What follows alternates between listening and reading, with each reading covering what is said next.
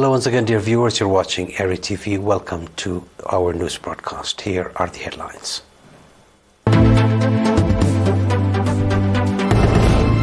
International Women's Day celebrated in Central Region. Also, International Women's Day celebrated in the Southern Region.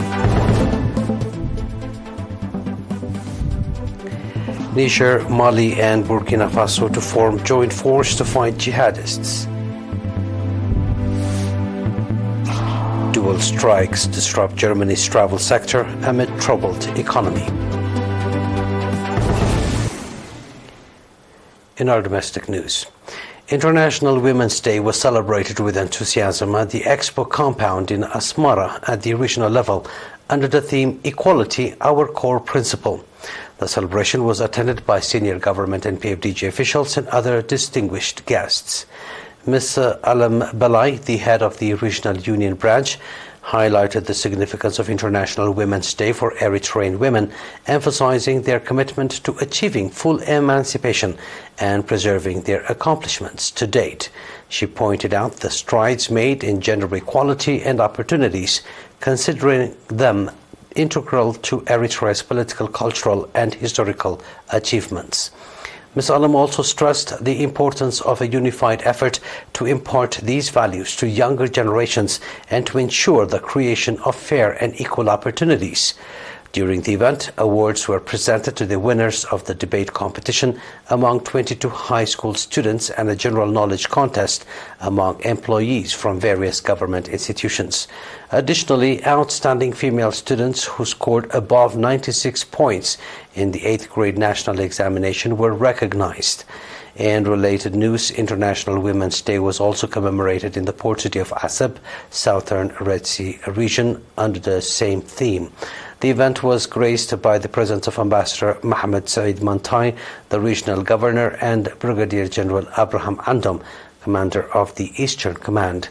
The celebration in Asab included statements from the National Union of Eritrean Women and its partners, as well as cultural and artistic performances reflecting the theme of the day.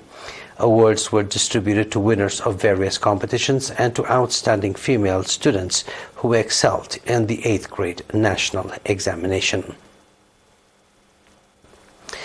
The Southern Region marked International Women's Day, 8 March, in Halhala with members of the Livestock and Crops Corporation at the regional level under the theme Equality, Our Core Principle. Ms. Sanait Afwerki, the head of the Union Branch in the Southern Region, spoke about the resilience and unity of the Eritrean people, which have been pivotal in securing national independence and thwarting various external hostilities post-independence. She highlighted the significant contributions of Eritrean women in the struggle for independence, the preservation of national sovereignty, and their active participation in national affairs, acknowledging their rightful place in the nation's history. Mr. Habtab Tesfazian, the governor of the Southern Region, emphasized the crucial role and contributions of Eritrean women at different stages of the nation's development. He called for a renewed effort to transfer these noble values to future generations. Mr. Frowengel Techle Haimanot, administrator of the Duarwa subzone, and Major Kubra Abraham, head of the Livestock and Crops Corporation, praised the involvement of women in various national sectors. They both urged for an increased participation of women to achieve better outcomes.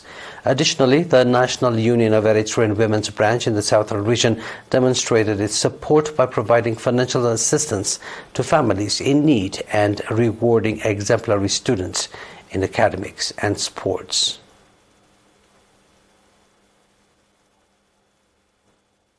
That was our domestic news. Please stay tuned for the international news right after the short break.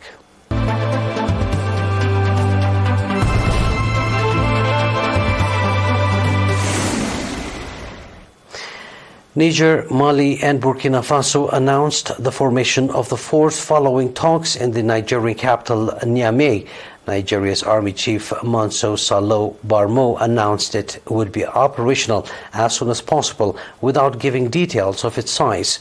Groups linked to both Islamic State and Al-Qaeda have killed thousands of people in the region in the past year. The military regimes in the three countries have become increasingly close allies in recent months. Last September, they formed a mutual defense pact known as the Alliance of Sahel States, AES, withdrawing from an international force, G5, that was set up to fight Islamists in the region.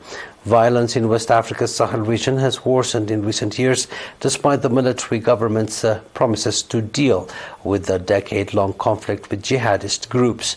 The three countries have all severed their ties with France, the former colonial power, which for years had a strong military presence across the Sahel.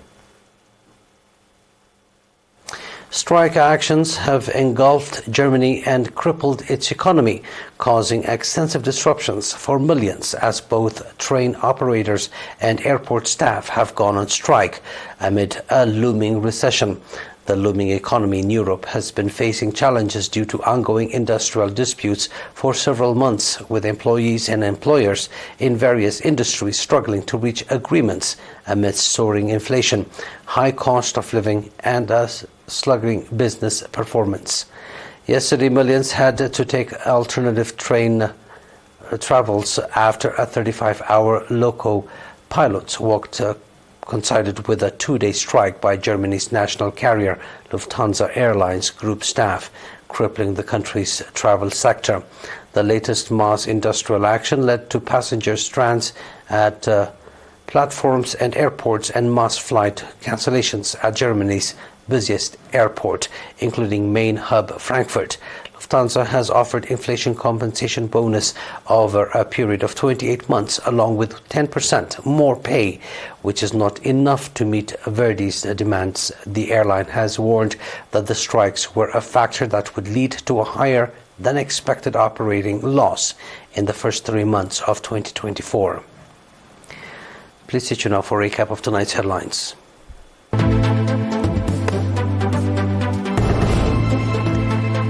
International Women's Day celebrated in Central Region. Also, International Women's Day celebrated in the Southern Region. Niger, Mali, and Burkina Faso to form joint force to fight jihadists. Dual strikes disrupt Germany's travel sector amid troubled economy. And that was our news for tonight, dear viewers. It is good night from us.